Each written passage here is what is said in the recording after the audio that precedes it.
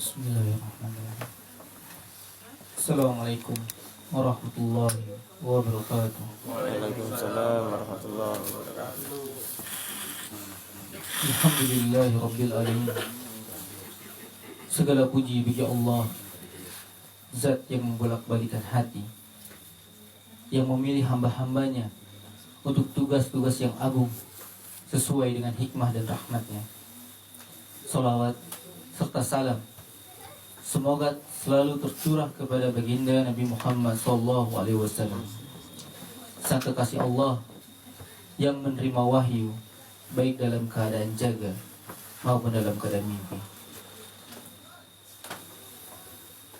Pada kesempatan kali ini kita akan membicarakan sesuatu yang sering dialami oleh manusia namun banyak diabaikan, yaitu mimpi.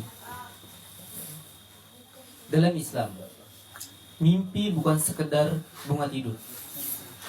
Mimpi bisa menjadi isyarat, peringatan, atau bahkan kabar gembira dari Allah Subhanahu wa taala. Rasulullah SAW pernah bersabda, telah kusampaikan. 3 kali Rasulullah SAW menegaskan seperti itu. Sesungguhnya kerasulan dan kenabian itu sudah terputus, maka tidak ada lagi rasul, juga tidak ada lagi nabi setelahku. Anas bin Malik atau periwayat hadis berkata, hal itu akan memberatkan manusia ya Rasulullah. Kemudian Rasulullah SAW pun bersabda, tapi masih ada al-mubassirat. Para sahabat pun bertanya, ya Rasulullah, apakah yang dimaksud dengan al-mubassirat itu? Rasulullah pun menjawab, mimpi yang baik dari seorang mukmin adalah 46 bagian dari kenabian. Hadis riwayat Imam Ahmad, Tirmizi, dan Al-Hakim. Dan Rasulullah SAW pun bersabda, apabila telah dekatnya hari akhir, hampir tidak ada mimpi seorang muslim yang berdusta. Dan mimpi yang paling benar di antara kalian adalah mimpi yang paling jujur perkataannya. Dan mimpi seorang muslim itu merupakan 1 bagian dari 46 bagian dari kenabian. Hadis riwayat Bukhari nomor 6472 dan Muslim nomor 2263. Maka dari itu, janganlah kita meremehkan mimpi. Karena dalam sejarah Islam, mimpi pernah menjadi jalan petunjuk yang sangat besar. Nabi Ibrahim alaihissalam diperlihatkan untuk menyembelih putranya. Nabi Ismail melalui mimpi, dan mimpi itu ternyata benar-benar wahyu dari Allah. Begitu juga banyak para sahabat dan tabi'in yang mendapatkan ilham melalui mimpi, yang kemudian memperkuat iman mereka. Bahkan mimpi, bahkan azan yang kita dengarkan setiap hari, itu petunjuknya dari mimpinya para sahabat. Jamaah yang dimuliakan oleh Allah Subhanahu wa taala. Memang mimpi tidak semuanya benar. Rasulullah SAW membagi mimpi menjadi 3. Yang pertama, mimpi dari Allah atau ruya as-sadiqah atau al-mubassirat. Inilah yang membawa kabar baik atau peringatan. Yang kedua, mimpi dari setan. Inilah mimpi yang menakutkan, membuat gelisah, atau membawa bisikan jahat. Dan yang ketiga, mimpi dari diri sendiri, yaitu refleksi dari apa yang kita pikirkan setiap hari. Karenanya, ketika kita mendapatkan mimpi, jangan langsung ditolak. Jangan pula langsung ditelan mentah-mentah. Mimpi perlu dipertimbangkan dengan Al-Quran, Sunnah, dan penjelasan para ulama yang mengingat. Maka di kajian kali ini kita akan membahas salah satu mimpi seseorang yang terkenal akan kejujurannya, yang memiliki makna yang mendalam, yaitu mimpi Sayyid Muhammad Qasim yang berjudul Rencana Dajjal untuk menghancurkan Palestina dan menguasai dunia. Mimpinya tahun 2017. Mimpinya seperti ini. Aku melihat dalam mimpi ini Presiden Amerika berkunjung ke Israel. Lalu aku berkata pada diriku sendiri, aku harus mencari tahu alasan kunjungan ini. Aku kemudian mengenakan setelan jas dan terbang ke Israel dengan menggunakan pesawat. Presiden Amerika dan Perdana Menteri Israel berkumpul di sebuah gedung untuk bertemu. Lalu aku berkata, aku harus masuk ke dalam, dan jika Allah menghendaki, maka tidak ada yang bisa mengenaliku. Aku membaca nama Allah atau Bismillah dan masuk ke dalam. Tidak ada yang menghentikanku, karena mereka mengira aku adalah bagian dari pertemuan tersebut, dan aku adalah agen dari sebuah badan intelijen. Ada sebuah aula besar dalam gedung itu, dan ada banyak orang di dalamnya. Aku hanya mengawasi Presiden Amerika dan Perdana Menteri Israel. Mereka berdua pergi ke sudut sebuah ruangan dekat sebuah lemari. Aku mengikuti mereka di sana dan mulai berbicara. Aku berkata, aku harus lebih dekat untuk mendengar apa yang mereka bicarakan. Aku tidak berpikir mereka akan mengenaliku. Karena belum ada yang mengenalku, aku berdiri di dekat mereka, seolah-olah aku sedang mengurus bisnisku sendiri. Mungkin ini sebuah simbol saja ya. Bukan berarti nanti Muhammad Qasim akan mengalami seperti ini. Mungkin ini sebuah simbol saja untuk memperlihatkan kejadian yang akan datang.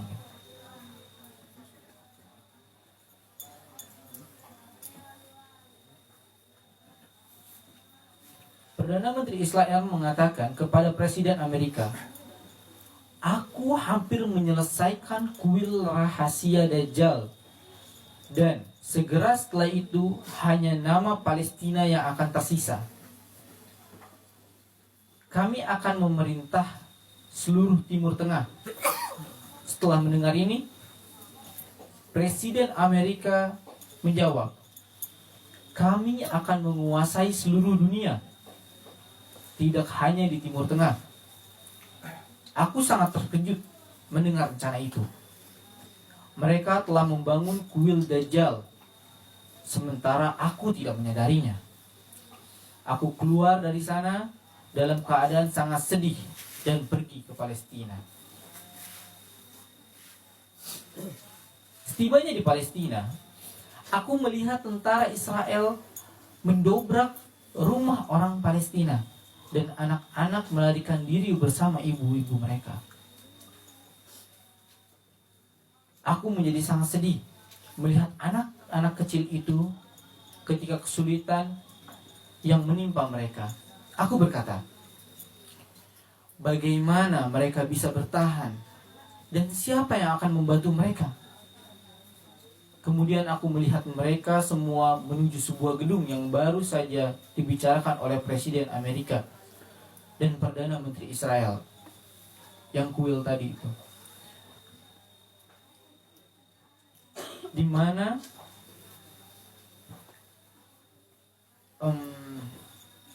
aku berkata kepada mereka, mengapa kalian pergi ke gedung ini?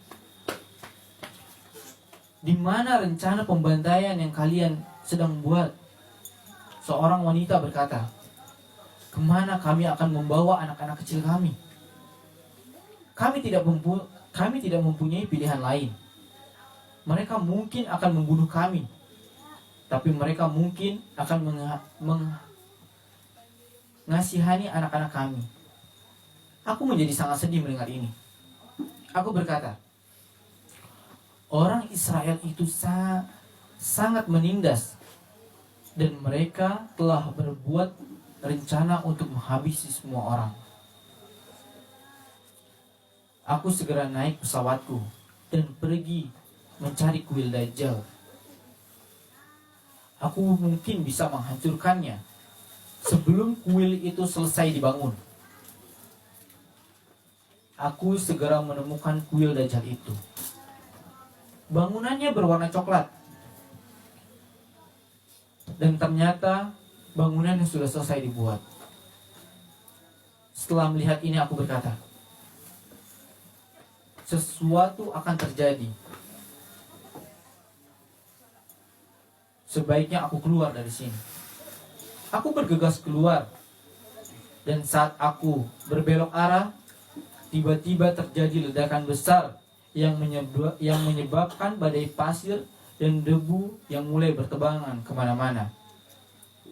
Kuil Dajjal itu hancur, dan rumah umat Islam juga rusak parah.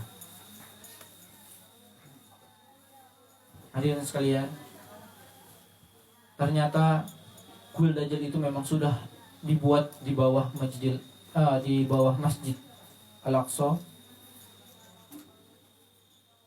yang mungkin ini memang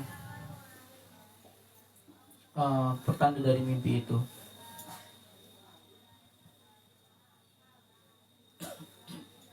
Dan setelah Masjid Al-Aqsa akan diruntuhkan, barulah terlihat bangunan coklat itu atau bangunan Dajjal itu, kuil Dajjal, dan akan hancur, mengeluarkan asap, atau mungkin bisa jadi ini sebuah dukhon ya. Kita lanjutkan. Aku memikirkan anak-anak itu dan mulai mencari mereka di tengah badai. Tetapi badai itu terlalu besar sehingga cahaya matahari tidak dapat mencapai bumi, dan suhunya pun turun sangat rendah. Aku melihat para wanita dan anak-anak itu jauh. Setelah melihat anak-anak itu, aku berkata, bagaimana mereka bisa bertahan hidup di luar dengan suhu serendah ini? Aku mencoba yang terbaik untuk menjangkau mereka, tetapi badai pasir itu terlalu banyak sehingga aku tidak dapat menjangkaunya. Aku berduka atas ketidakberdayaanku yang tidak dapat melakukan apapun untuk membantu mereka, dan tidak ada orang lain juga yang membantu mereka. Aku berkata, hanya Allah Subhanahu wa ta'ala yang dapat membantu mereka sekarang.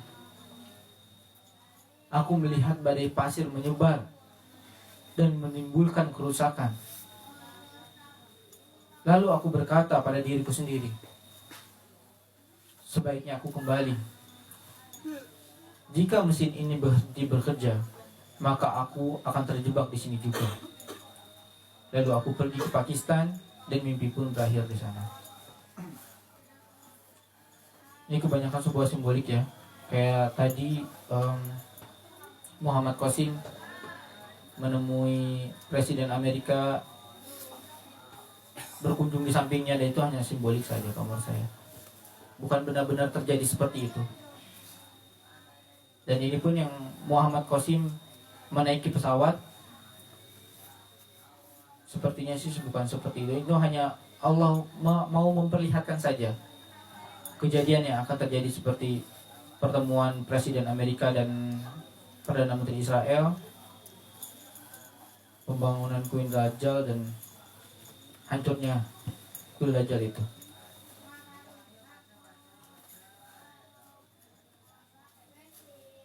Oke, sekarang kita baca tafsirnya satu persatu. Presiden Amerika dan Perdana Menteri Israel bertemu. Simbol ini sangat jelas. Amerika adalah kekuatan dunia yang menguasai ekonomi, militer, dan politik global. Dan Israel adalah proyek besar akhir zaman. Negara yang dilahirkan sengaja memang untuk disiapkan untuk jalannya bagi Dajjal. Memang sudah dipersiapkan. Ketika dua tokoh besar ini duduk bersama, ini menggambarkan adanya konspirasi nyata.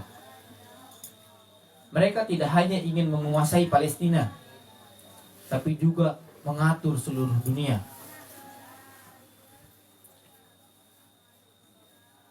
Untuk umat Islam, jangan lengah. Apa yang kita lihat di berita hanyalah permukaannya saja. Di balik layar, sesungguhnya ada agenda besar yang sedang terjadi. Disebutkan kuil rahasia Dajjal. Inilah inti mimpinya. Disebutkan bahwa Perdana Menteri Israel hampir menyelesaikan pembangunan kuil rahasia Dajjal. Dalam literatur Yahudi dikenal dengan nama Third Temple atau Bait Suci ketiga, yang mereka klaim harus berdiri di lokasi Masjidil Aqsa. Dan jika kuil itu selesai, mereka yakin Dajjal akan muncul sebagai Mesias mereka. Inilah yang disebutkan oleh Nabi. Tidak ada fitnah yang lebih besar sejak Allah menciptakan Adam hingga hari kiamat selain fitnah Dajjal. Hadis riwayat Muslim. Dan saudara-saudara, ternyata memang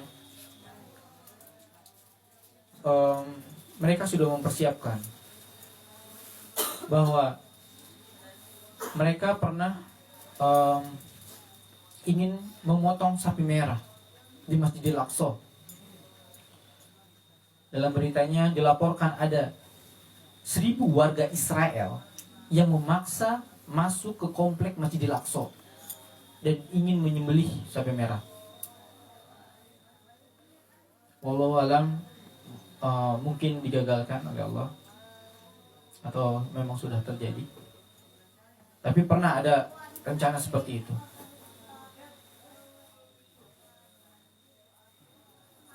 Oke, kita lanjut.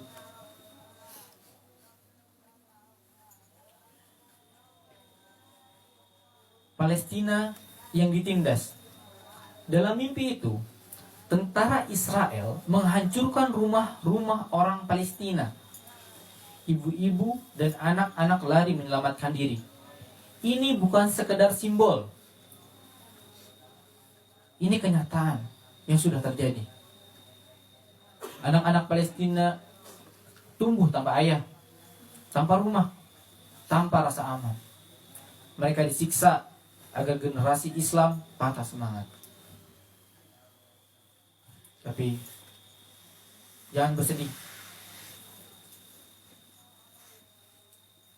Kita jangan hanya bersedih, tapi kita doakan mereka setiap hari. Kalau ada yang mempunyai harta lebih, sisihkanlah harta-harta kita dan sebarkan kesadaran bahwa perjuangan Palestina adalah perjuangan seluruh umat Islam.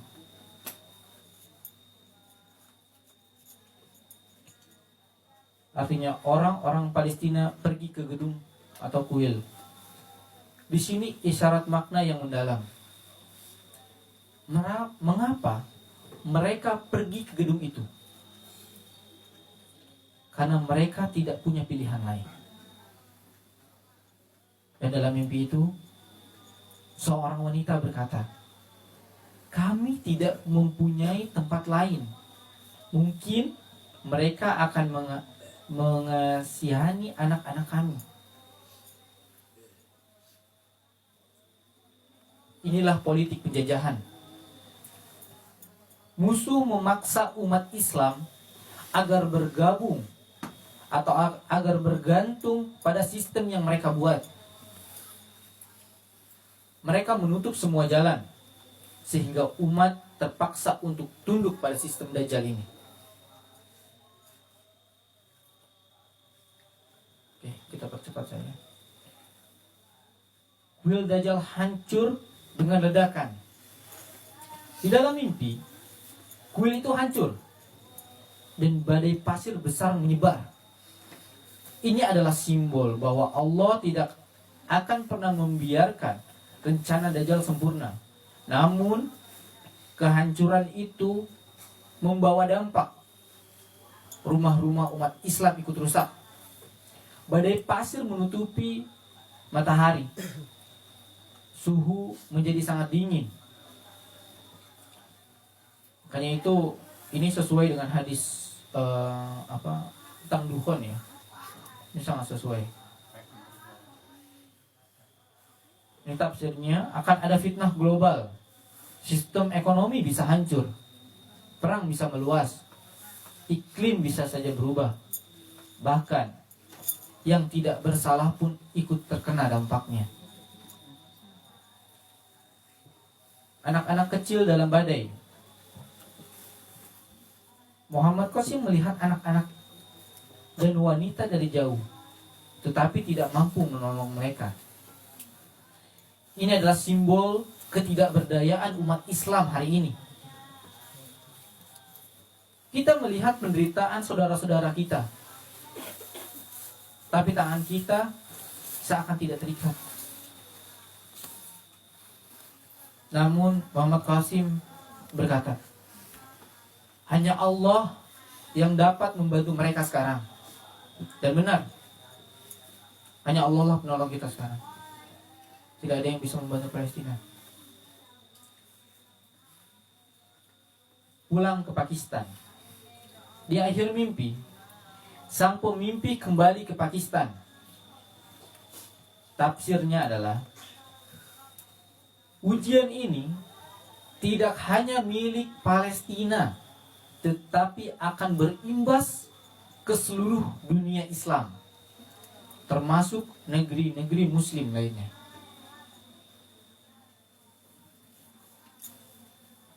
Jemaah sekalian, kalau kita hubungkan mimpi ini dengan realita hari ini, bukankah sudah tampak jelas Amerika dan sekutunya menguasai politik dunia? Israel terus menekan Palestina, bahkan menodai Masjidil Aqsa.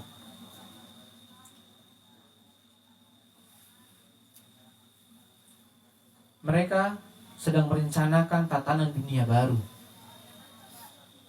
Inilah sistem Dajjal. Krisis ekonomi, perang, perubahan iklim.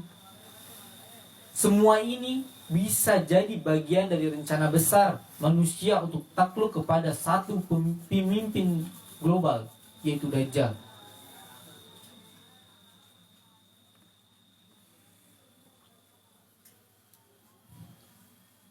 Nasihat untuk kita semua, perkuat iman.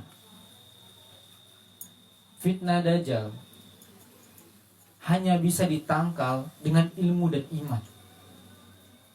Nabi Muhammad SAW pernah bersabda, siapa yang menghafal 10 ayat pertama surat Al-Kahfi, ia akan terlindung dari fitnah Dajjal. Hadis riwayat Muslim.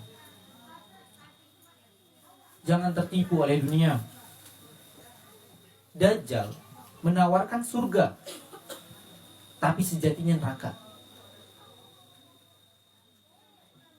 Dunia menawarkan kemewahan, tapi itu jebakan. Mari kita bela Palestina dengan doa dan dukungan. Jangan biarkan kita hanya jadi penonton. Semoga kita nanti bisa jadi salah satu orang yang membebaskan Palestina.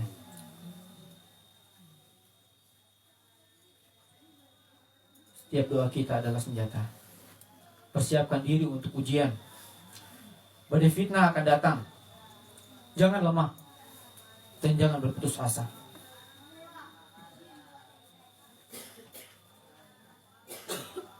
Jemaah sekalian, mimpi ini adalah peringatan. Bukan untuk menakut-nakuti, tapi untuk menyadarkan kita bahwa fitnah Dajjal itu nyata. Palestina adalah medan ujian, dan seluruh dunia sedang diarahkan menuju satu sistem, yaitu, namun ingat, sehebat apapun rencana mereka, Allah berfirman, mereka merencanakan makar, dan Allah membalas makar mereka. Dan Allah adalah sebaik-baik pembalas makar. Quran surat Al-Anfal ayat 30. Maka kita jangan hanya takut kepada Dajjal, tapi lebih takutlah kepada Allah. Jangan berharap kepada manusia, tapi berharaplah hanya kepada Allah. Dan jangan sekedar menunggu hadirnya seorang pemimpin. Mari kita bersama menjadi pejuang kebenaran sesuai kemampuan kita masing-masing. Baik, demikian yang dapat saya sampaikan. Mohon maaf atas segala kekurangan dan kesalahan dalam penyampaian. Mari kita tutup majelis ini dengan doa kifaratul majelis. Subhanaka Allahumma wa bihamdika asyhadu an la ilaha illa anta astaghfiruka wa atubu ilaik. Assalamualaikum warahmatullahi wabarakatuh.